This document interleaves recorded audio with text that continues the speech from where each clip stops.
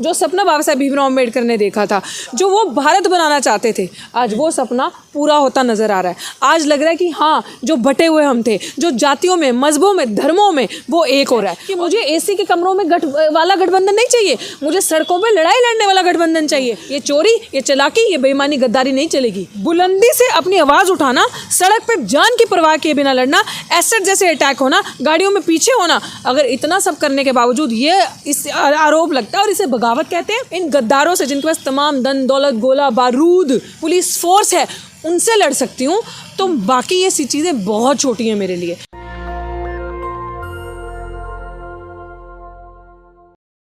और दलित जो राजनीतिक दल हैं उनकी मीटिंग हुई है, वो उसकी ज़रूरत क्यों पड़ी, क्या बातें हुई, क्या तय हुआ, उसके बारे में थोड़ा बताइए। यार ये अजीब सा सवाल है। मुस्लिम और राजनीतिक दल, मुस्लिम हमसे अलग गए हैं? मुस्लिम मतलब आप ये बोलो बहुजन समाज की वो हुई है।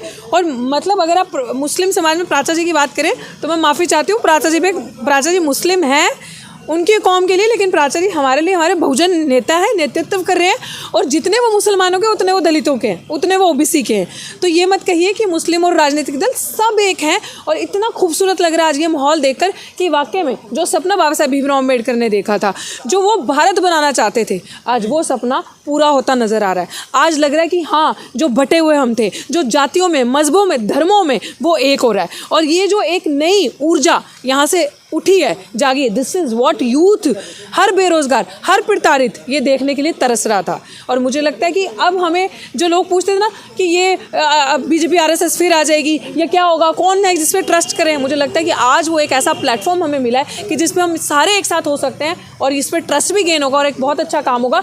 और यही कहूँगी कि शायद इतिहास दोहराया जा रहा है कि जब बाबा साहेब के साथ उस टाइम पे कोई नहीं खड़ा था तो मुस्लिम लीग, मुस्लिम समाज खड़ा था। आज वही चीज़ है कि जब इस देश के सबसे प्रताड़ित, सबसे शोषित लोग, जो दबे कुचले, जो बिल्कुल पीछे रह गए, हाशिए पे है, उनका जब साथ कोई नहीं था, तो उनके साथ जिस तरीके से मेरी लड़ाई में प्राचा साहब महमूद प्राचा जी मजबूती से खड़े थे, तो ये आज इतिहास दोहराया गया है। और मेरे साथ जसकरण सिंह जी भी हैं, पंजाब के बहुत बड़े लीडर हैं। और मैं आप सबको एक चीज़ आपके माध्यम से क्लियर करना चाहती हूँ, यहाँ से भी हम बात करते हैं दलित, आदिवासी, पिछड़े समाज की, मुसलमान समाज की, सिख की, बौद्ध की, जैन की। देखो, जो दलित है वो एक कैटेगरी है, SC ST कैटेगरी है, लेकिन अगर एक पंथक तरीके से देखा जाए तो इस तरीके के आगू हम सिख एक हैं। तो इसलिए सिख, मुस्लिम, बौद्ध, जैन, क्रिश्चियन, जितने भी लाइक माइंडेड पीपल थे जो भारत को बचाना चाहते हैं, जो स्टूडेंट्स भी हैं जिनका, क्योंकि रेवोल्यूशंस ना यूनिवर्सिटीज़ से आते हैं, आज हम सब एक हो गए सही मायने में। कांग्रेस ने तो ऑलरेडी इंडिया अलायंस कर रखा है, तो आपको इस अलायंस की जरूरत भाई मैं कह रही हूँ कि इंडिया अलायंस कर रखा है, लेकिन हमें तो सब टूटता हुआ नजर आ रहा है। हम तो उसके विरोध नहीं है, हम विरोधी नहीं है उसके, लेकिन मेरा मानना यह है कि मुझे एसी के कमरों में वाला गठबंधन नहीं चाहिए, मुझे सड़कों पे लड़ाई लड़ने वाला गठबंधन चाहिए। जो नेता, जो लीडर सड़कों पे लड़ाई लड़ रहा होगा, वैसा गठबंधन चाहिए, क्योंकि वो बैटल फील्ड में हमारे आगे है, वो बैटल फील्ड में गोली खाने के लिए हमारे लिए तैयार है। अगर आप ये किसान नेता मेरे साथ खड़े देख रहे हैं, तो ये वो इन शख्सियत हैं जब पहला किसानी आंदोलन हुआ था तो सबसे पहले इनका ट्रैक्टर पार हुआ था, बुराड़ी पे इनका सबसे बड़ा मोर्चा लगा था।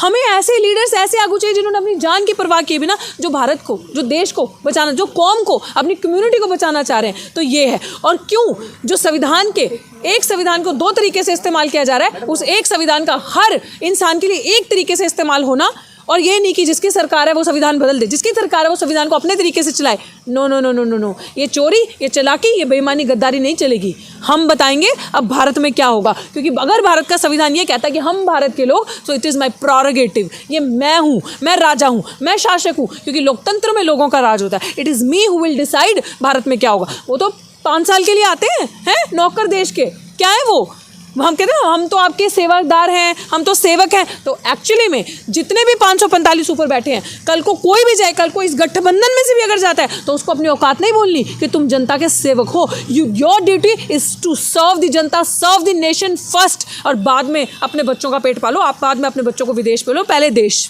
ऋतु जी, आप पे आरोप लगेगा कि आपने अपनी राजनीतिक हित साधने के लिए दलितों का, शोषितों का इस्तेमाल किया है। मेरे बाबा साहेब को नहीं छोड़ा इन्होंने, है ना, उन पे इतने आरोप लगाए क्या बाबा, अच्छा मतलब अपने हक के लिए लड़ना, बुलंदी से अपनी आवाज़ उठाना, सड़क पे जान की परवाह किए बिना लड़ना, एसिड जैसे अटैक होना, गाड़ियों में पीछे होना, अगर इतना सब करने के बावजूद ये इस आरोप लगता है और इसे बगावत कहते हैं। मुझे मंजूर है बार बार ऐसी बगावत करना, लेकिन मैं ज़मीन नहीं छोड़ूंगी, मैं बैटलफील्ड नहीं छोड़ूंगी।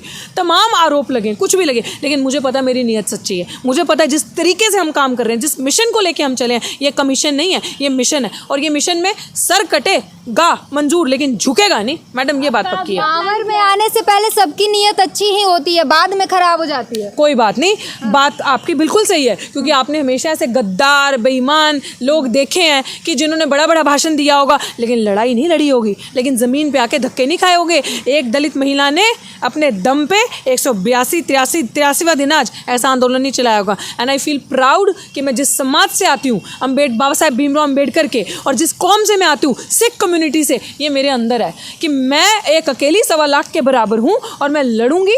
मेरी स्किन जो है ना, चमड़ी, वो बहुत मोटी है। मुझे ऐसे लोगों से फ़र्क नहीं पड़ता जो इसी के कमरे में बैठ के सिर्फ ज़ुबान हिला के टिप्पणी देते हैं, जिन्होंने ज़मीन पे नहीं आना, जिन्होंने हर एक में नुक्स देखना, हर एक में निंदा ही करनी, हर एक की, हर एक का काम ही खराब करना है। और वो कहते हैं ना, निंदक नेड़े राखी है, तो मैं भी निंदकों को पास ही रखूँगी। हाँ, बोलो बोलो बोलो, it will give me more energy to work more better, ज़्यादा अच्छे करने की एनर्जी देगा। और अगर मैं इन गद्दारों से, जिनके पास तमाम धन दौलत, गोला बारूद, पुलिस फोर्स है, उनसे लड़ सकती हूँ, तो बाकी ये सी चीज़ें बहुत छोटी हैं मेरे लिए। और मैं ऐसे ही बुलंदी से अपने समाज की आवाज़ उठाती हूँ और अपने लिए लड़ती आऊँगी, क्योंकि वो प्रेयर सुनी थी ना, दूसरों की जय से पहले खुद की जय करें। That is what I have learned literally, practically. और मैं खुद के लिए भी लड़ूंगी और समाज के लिए भी लड़ूंगी। मैं ऐसी हूँ। आगे क्या प्लान है अब आप लोगों का? 26 तारीख को आप सबको 11 बजे दिल्ली विश्वविद्यालय में पहुंचना है।